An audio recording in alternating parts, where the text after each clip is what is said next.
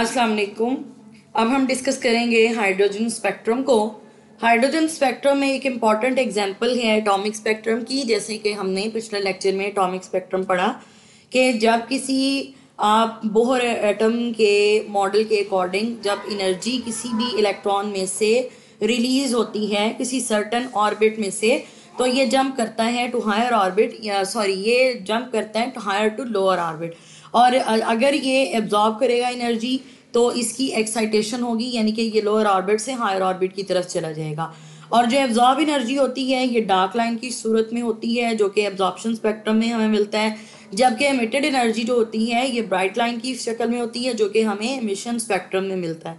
इस तरह से हमारे पास लाइन स्पेक्ट्रम बनता है।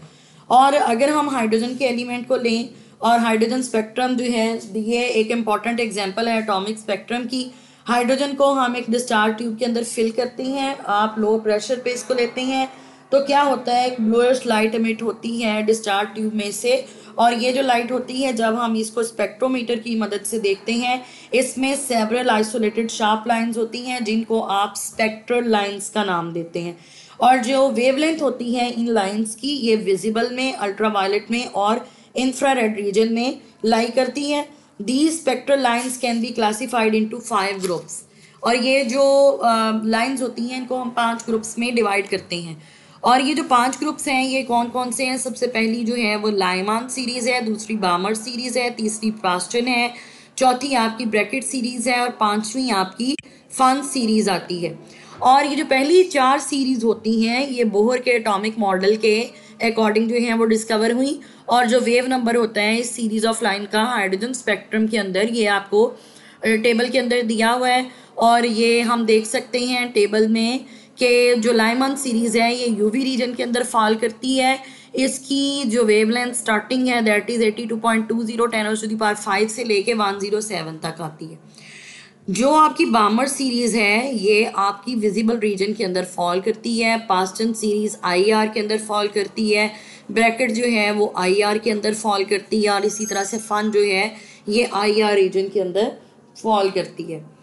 अब जो है वो हम देखते हैं कि किस तरह से हाइड्रोजन स्पेक्ट्रम जो है वो ओरिजिनेट करता है। अगर हम इलेक्ट्रॉन को हाइड्रोजन एटम के अंदर देखें तो ये सर्टन ऑर्बिट के अंदर जो है वो रिवॉल्व करते हैं, जो कि इनकी एनर्जी पे डिपेंड करता है। जब कोई भी हाइड्रोजन गैस को आप हीट करते हैं और उसको इलेक्ट्रिक डिस्चार्ज उसको सप्लाई करते हैं तो इलेक्ट्रॉन मूव करते हैं from one of the lower orbit to the higher orbit. इस तरह से एब्जॉर्ब करते हैं पर्टिकुलर वेवलेंथ ऑफ एनर्जी को। इसके अकॉर्डिंग इसके रिजल्ट में क्या होता है कि जब ये वापस आते हैं तो same amount of energy release होती है, और ये एनर्जी एब्जॉर्ब होती है as radiation of particular wavelength in the form of bright line as seen in the certain region of emission spectrum of hydrogen atom. अब अगर यहाँ पे हम देखते हैं तो अगर ये आपका एनर्जी लेवल है, ये एनर्जी लेवल 1 है। जब कोई एटम डी एक्साइट होगा यानी कि ये 2 से जो है वो जंप करके 1 में आएगा, 3 4 5 6 से जंप करके अगर ये N2 इनका 2 3 4 5 6 के बराबर है और N1 जो है ये आपका लोअर ऑर्बिट फर्स्ट के बराबर है, तो जो series of spectral line emit होगी उसको हम लाइमान सीरीज का नाम देंगे।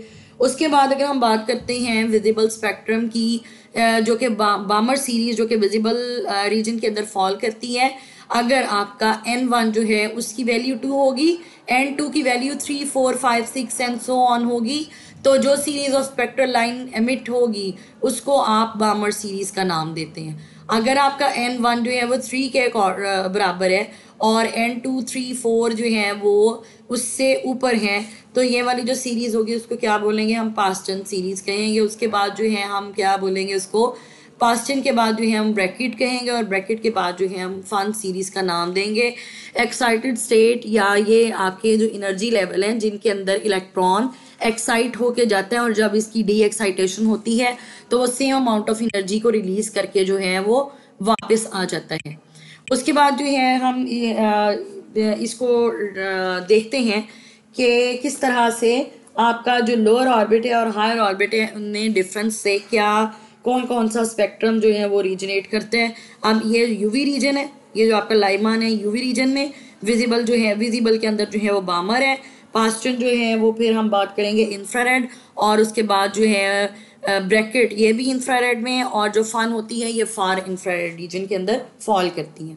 तो इस तरह से हम देखते हैं कि अगर आप किसी भी एटम को एक्साइट करते हैं देन उसको डी एक्साइट करते हैं तो इस तरह एनर्जी जो है वो रिलीज़ होती है, और same amount of energy release होती है जितनी एनर्जी ये अब्जॉर्ब करते हैं in the process of excitation. Next हम कैलकुलेट करेंगे wave number of photon that is emitted.